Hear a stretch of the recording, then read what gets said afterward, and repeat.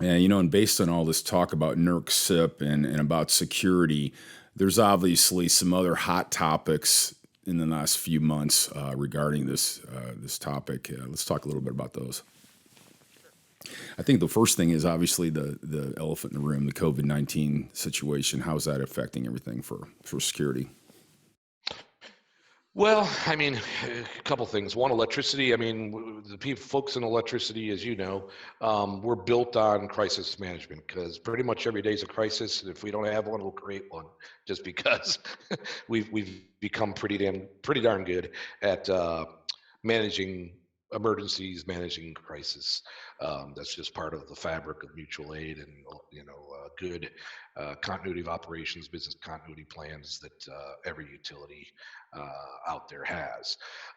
As far as COVID-19, that obviously has taken some effect. Now, other good thing about electricity companies is most have control rooms, particularly the larger ones, particularly the ones involved with transmission, large generation. So those control rooms, depending upon where you're at in the geography, some of those have, basically you can see like Con Ed and NIPA and some of the others in the New York, New Jersey area have actually put trailers in their parking lots, and their operators are basically working 12-hour shifts, then going out to the trailer, and they basically sequestered those troops, if you would, those operators to the actual area. So they're self-contained, they can continue to operate. Other utilities, the operators are allowed to, permitted to go home and, do what they have to do, but they are working extended shifts. Most are on 12 hours now. So 12 hours on, 12 hours off. So they're those folks are really working hard to keep the lights on. So definitely I'm one that appreciates that. I myself am spending a lot of time in a control room myself out on the West Coast. So again, I would say that encourage anyone listening to this, give a hats off to the folks that are working in this industry every day really hard to keep the lights on. They got to be away from their families, and obviously at risk for themselves just to be working with this situation going on.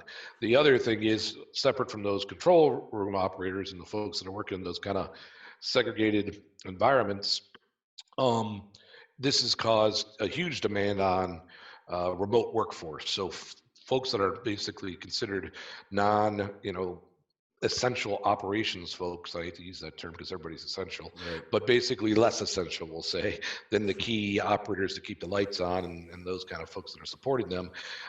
They've been asked to work from home, across North America, across the world. So just what that's caused is, were those people back in March when this happened, very unexpectedly, it's a pandemic, were they equipped to be able to work remotely? And that means, did they even have a laptop? Because they obviously hopefully didn't carry a desktop out on their back when they were leaving work on that day, because no one really knew. No, this was unexpected, right? So people left thinking they'd come back the next day. That's true. And I still see a lot of refrigerators full of stuff. So it's like, don't Yeah. want to be the person to clean that out when everybody comes back to work. But Exactly. I think everybody's kind of afraid to open the door on those right now. Yeah.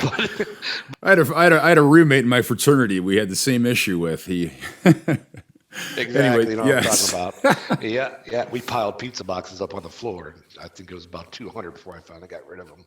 But Yeah, it's some hungry roommates. that's But right. yeah, I mean, so basically it's taxed on equipment, right? So people have had to ship off laptops or configure home work computers to get remote access and all that kind of good stuff. So sending out tokens, getting people access. Obviously, that presents a reliability. So how good is your internet at home? So can you even do some work at home? Can you even get access into the applications that you use in your regular work duties? And then third, it's created a huge security vulnerability because of all this remote access now going on. Who really knows who's at the other end of these computers? Is it a 5-year-old kid that just maybe punches in the wrong message, Right. or is it someone that's got some nefarious conduct that got on someone's computer and then starts to introduce a virus or send a nasty email to the boss? So it would seem like cybersecurity as a whole is really under more pressure right now. Oh, I think so, Yeah, absolutely. yeah. Yep. So another thing COVID has brought to us is an extension of one of the NERC CIP reliability standards that everyone has been planning to come out. It's around supply chain, and it was CIP due to 13, yep. the CIP 13 was due to come out on, I believe, July 1st. Correct. And it's been pushed to October 1st. Correct. And the interesting thing about that is, so President Trump came up with an executive order completely about supply chain, and it came out seemingly like right after they had pushed that deadline. Cool. All coincidental, I'm sure. Okay, well, it's interesting, isn't it? Hey, I'm not a conspiracy theorist. Yeah, no, I understand that. But I guess the interesting thing is there's now a spotlight on this supply chain situation, and it's actually, so talk a little bit about that and how it really ties into the executive order and how that all works together.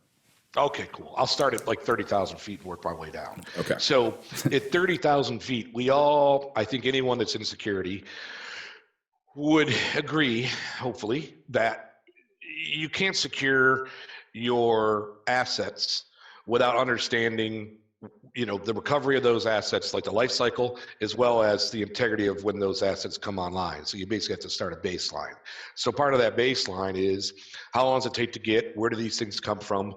Are they pure, if you would, or virus-free when you get them?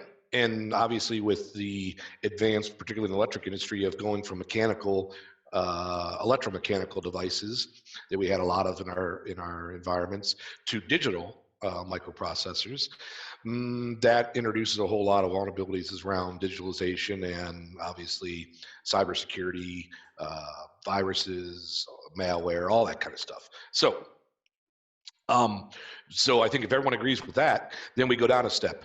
CIP 13 just is kind of what I was talking about, the natural evolution of maturity in the standards. I think, again, those of us that are in the industry, been in the industry a long time, we all understand that, you don't have to be in the electric industry. If you were asked, what's the number one way people launch an attack at any kind of company, what would your answer be?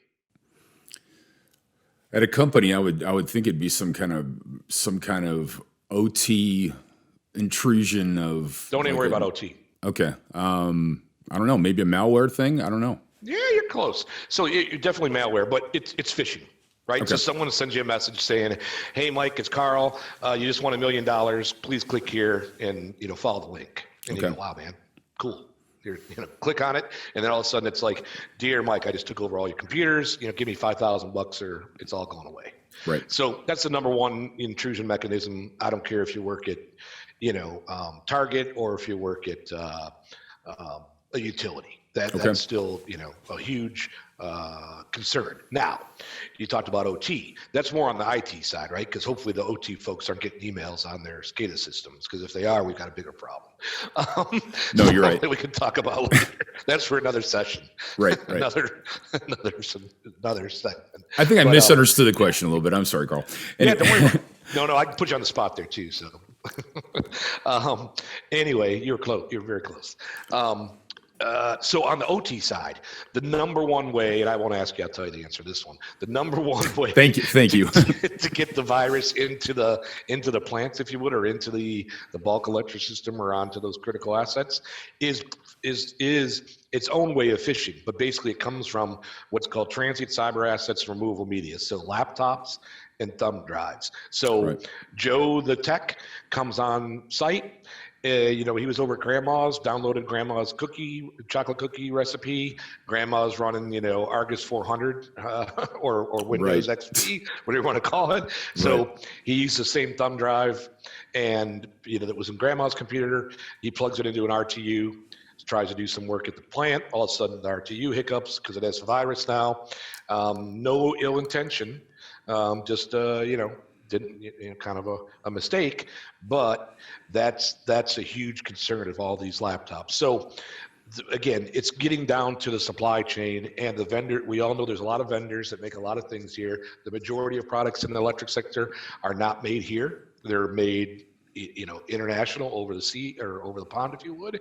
So in countries other than the U.S. or Canada or Mexico, so non-North American. So there's long lead times, and there's also some risk to, depending upon the geographic area, some risk from some countries that have a higher known proclivity, if you would, for um, terrorism, as well as just overall, we'll call it security breaches. So knowing the vendor space, knowing this equipment comes from there, CIP 13 is really trying to tackle. I mean, CIP 13 is pretty simplistic on its face value, right? And I won't go too down into it, but basically it requires you have a plan, which makes sense, the risk supply chain security risk management plan, and that you assess the controls of those vendors that are involved in your supply chain, and then that you verify the integrity, authenticity of anything coming into your environment, like firmware, new equipment, patches, those kind of things. And then lastly, that you control remote access. Sounds pretty legit to me as far as fundamental security baselines, but again, those are really the three major buckets, if you would, or major requirements that the supply chain goes into. Now, if we take that over to the executive order, which is basically related, from the Department of Energy and from President Trump, it's really to do with the supply chain life cycle or ecosystem of the bulk power system. And basically, it calls for four things.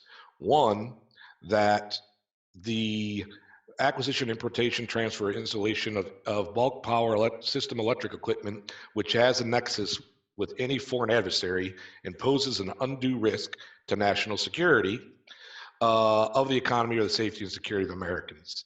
So basically, if there can be a tie from a certain vendor, a nexus and a tie to that vendor and terrorism or any national security risk, what the executive order is saying, that purchase should be prohibited. It also authorizes basically Secretary of DOE, Department of Energy, to establish some vendors as pre-qualified, right? So they have to establish criteria, and you can become kind of like your ISO certified or Good Housekeeping approved, or the National Fire Protection approved, or UL Industries, one of those approvals. You'll be like DOE, BPS approved. And then it talks about having a task force to work on procurement policies related to national security with the energy infrastructure folks. And then lastly, anything that's out there already, that's already installed, that becomes prohibited, basically working with those asset owners to identify, isolate, monitor, and replace the equipment as appropriate. So what does all this mean? Does that mean that, if you've got something made in a certain country, does that mean you have to rip and replace it tomorrow? No. Does that mean that you should think about where you're buying products from and understand the risk associated with all those vendors? Absolutely.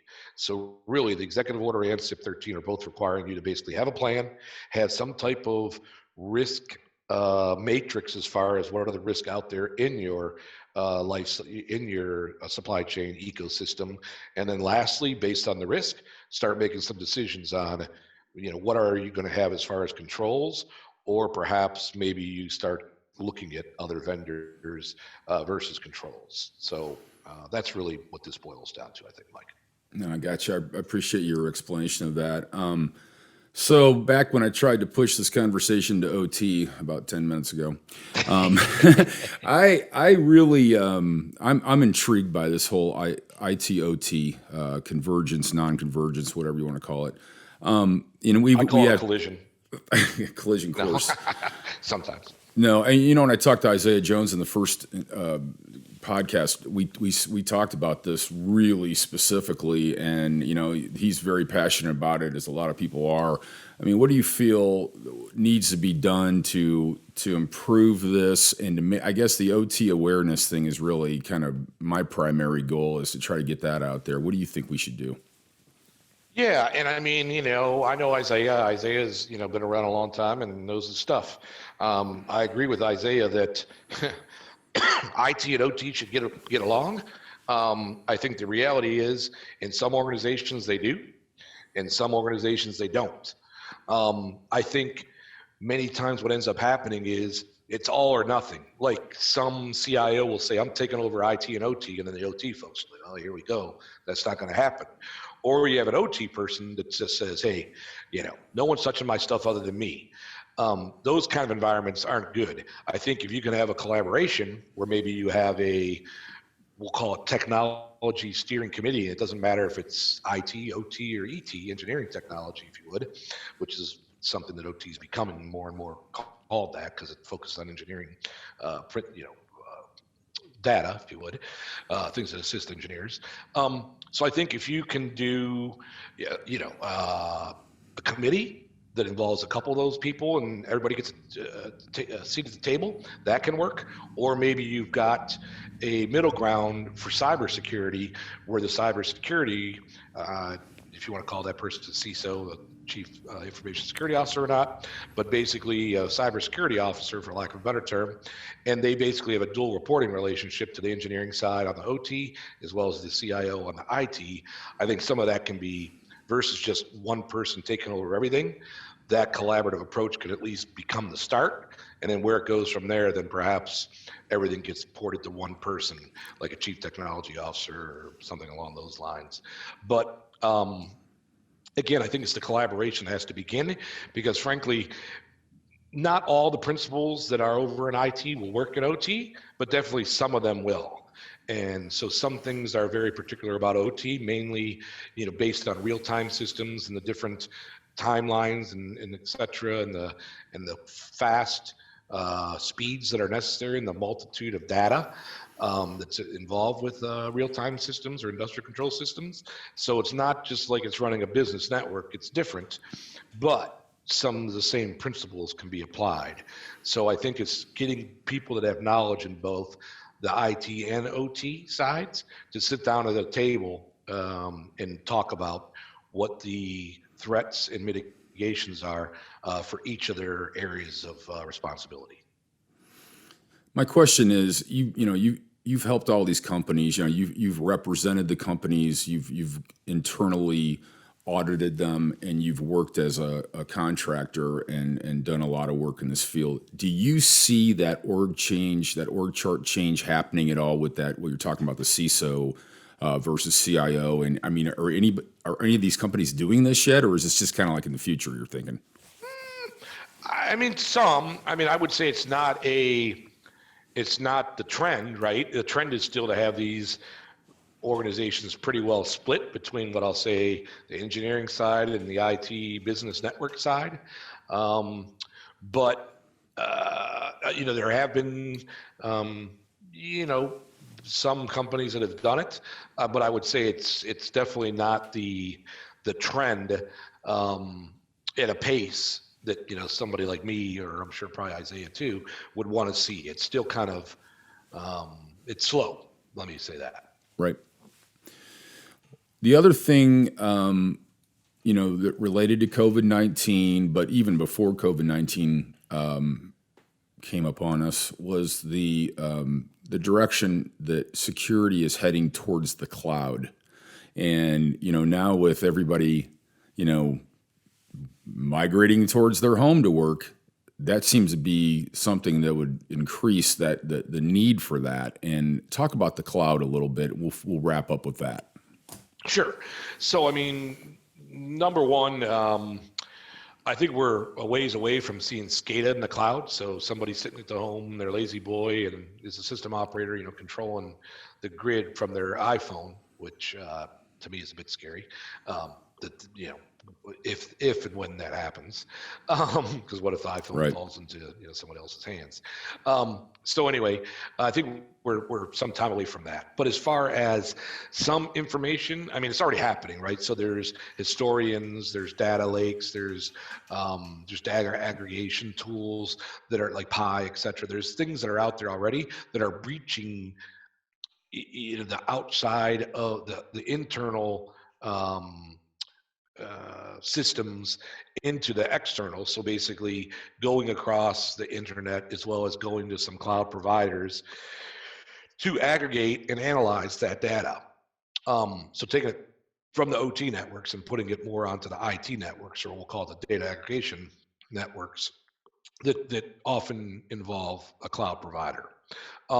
As far as restricted information, or what we'll call bulk electric system cyber system information, so BESCSI, which is designed to be protected from a critical energy infrastructure information, CEII, as well as PCII, protective confidential infrastructure information on the Homeland Security side, as well as the BESCSI, cyber system information from a NERC CIP 11 perspective. That is still kind of being bounced around. As I said, there's a committee that basically is looking at the cloud right now. There's actually going to be a tabletop next week with Microsoft and their Azure product to kind of walk through how this information be secured. I think the direction that you'll see NERC as well as the regions adopting is for CSI, it can be hosted in the cloud, but there'll have to be some security controls around that data, both at rest as well as in transit. So that those controls will likely look and probably be the FedRAMP stamp of approval. So that level of security for any BES CSI. I think that's probably the way this will end up. Okay. Well, I'm sure glad we have you on the keeping the lights on team. I appreciate that. Yeah, man. So listen, I really appreciate your time, Karl. We'd love to have you back on again. In fact, we like to have you on a lot. So hopefully everything gets a little more normal here soon, and we can maybe go play some golf or something. I don't know. Hey, that sounds good. Yeah, so we can do that. But thanks so much for taking time with us today, and we're going to try to get you back sooner than later, and we're going to go for that. But thanks for this was Karl Perman, ladies and gentlemen, on Riskwork News, and we'll see you next time. Let me tell you about my job.